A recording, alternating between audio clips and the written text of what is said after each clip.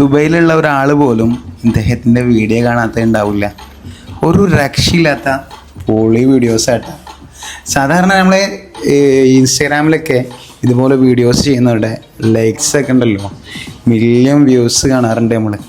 പക്ഷേ ഇദ്ദേഹം ഇങ്ങനെ റോട്ടിൽ നിന്നിട്ട് ഇങ്ങനെ ഫുട്ബോൾ കളിക്കുന്ന സമയത്ത് ഇങ്ങനെ ഓരോ കാര്യങ്ങൾ കാണിക്കുന്ന സമയത്ത് അതിൽ പോകുന്ന ഏത് വണ്ടിക്കാരാണെന്നുണ്ടെങ്കിലും ഏത് യാത്രക്കാരാണെന്നുണ്ടെങ്കിലും നടന്നു പോകുന്ന ആളുകളാണെങ്കിലും ഇതിങ്ങനെ നോക്കി നിൽക്കുന്ന ഒരു രംഗമുണ്ട്.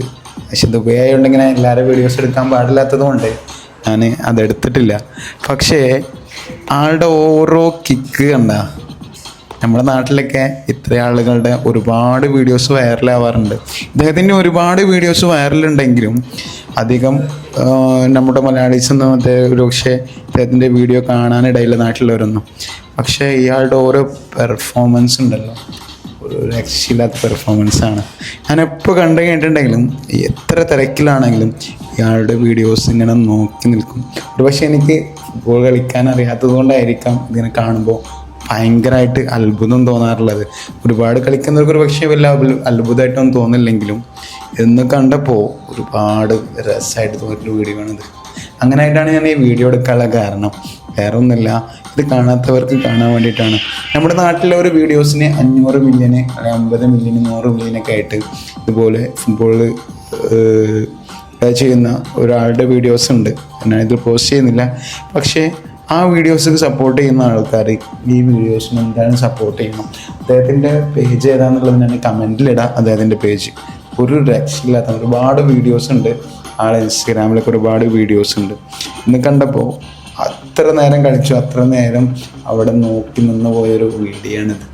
എന്തെന്നാണല്ലേ, ഒരു രക്ഷയില്ലാത്ത കഴിവൻ എന്ന് പറയാം അല്ലേ. നമ്മൾ സാധാരണ ടി വിയിലും അല്ലെങ്കിൽ ഇൻസ്റ്റഗ്രാം റീൽസിലൊക്കെയാണ് ഇതുപോലെ വീഡിയോസ് കാണാറുള്ളത്. പക്ഷെ ദുബൈയിലുള്ള എല്ലാവരും ഇദ്ദേഹത്തെ അറിയാത്തവരായിട്ട് ആരും ഉണ്ടാവില്ല. കാരണം ഓരോ യാത്രയിലും ഇദ്ദേഹം എവിടെയൊക്കെ നിന്നിട്ട് ഇതുപോലെ കളിക്കുന്നത് കാണാം. ഒരു രക്ഷയില്ലാത്ത കളി തന്നെയല്ലേ.